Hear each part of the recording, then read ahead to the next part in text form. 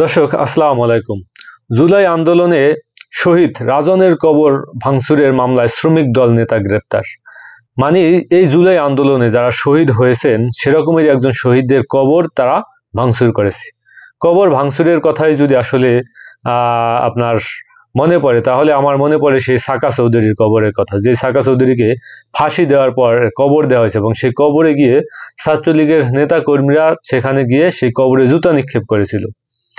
তো বুঝতেই পারতেছেন সেই যে ছাত্রলীগ যে কবরে জুতা নিক্ষেপ করে, যে সমাজে বা দেশে রাষ্ট্রে সকলে জনগণের কাছে কিন্তু নিন্দার পাত্র হয়েছিল এবং সেই নিন্দার পাত্র এখন শ্রমিক দলের নেতাদের ঘাড়ে চাপতেছে এবং তারা এখন এই 2024 সালে একটা গণ অভ্যুত্থানের পর এবং শুধু যে সাধারণ মানুষ বা কোনো নেতার কবর না, এটা হলো জুলাই আন্দোলনে, যেই আন্দোলনের মধ্য দিয়ে বেগম জিয়ার মুক্তি হয়েছে, যেই আন্দোলনের মধ্য দিয়ে আপনার তারেক রহমানের মামলাগুলো উঠে গেছে, যেই আন্দোলনের মধ্য দিয়ে বিএনপির হাজার হাজার শত শত নেতা কর্মীরা জেল থেকে মুক্তি পেয়েছে, যেই আন্দোলনের মাধ্যমে বিএনপি এখন ক্ষমতায় যাওয়ার স্বপ্ন দেখছে, সেই আন্দোলনেরই একজন নেতা, সেই আন্দোলনের একজন শহীদ তার কবর ভাঙচুর করেছে এবং সেটার দায় এখন শ্রমিক দলের নেতা গ্রেপ্তার। তো আসলে কি শ্রমিক দলের নেতা যদি আপনার এই জুলাই আন্দোলনের শহীদদের কবর ভাঙচুর করে তাহলে আপনি বুঝতেই পারেন যে বিষয়টা আসলে কতটা ভয়াবহ। আমি যদি আপনাদের খবর থেকে একটু পড়ে শোনাই, বৈষম্যবিরোধী ছাত্র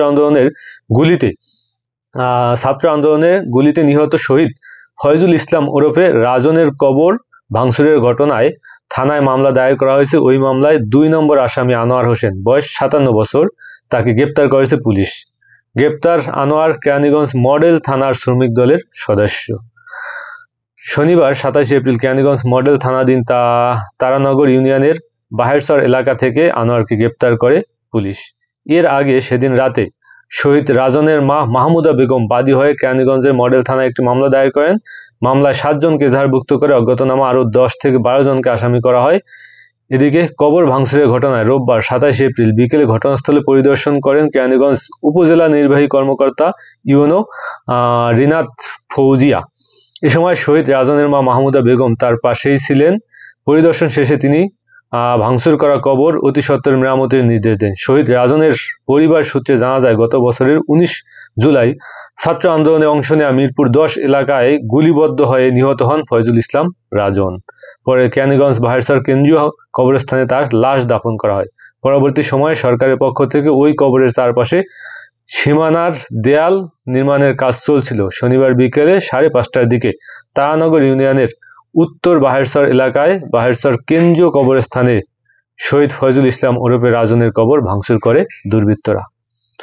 তো দর্শক বুঝতেই পারতেছেন যে আসলে যেই লোকটা এই জুলাই আন্দোলনে শহীদ হয়েছেন তার কবর পর্যন্ত এখন নিরাপদ না, সেই কবরে তারা আক্রমণ করতেছে।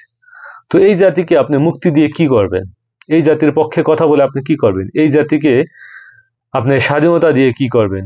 এই এক নৃশংস, এক অসভ্য, এক বেয়াদব জাতি আমরা, যেই আন্দোলনের মাধ্যমে মানুষ কথা বলার স্বাধীনতা পেয়েছে, গণতন্ত্র ফিরিয়ে পেতে চাইছে এবং ভোট দেওয়ার স্বপ্ন দেখতেছে, সেই আন্দোলনকেই এখন তারা অস্বীকার করতেছে তো বটেই, বরঞ্চ তাদেরই কবর ভাঙচুর করতেছে। আসসালামু আলাইকুম।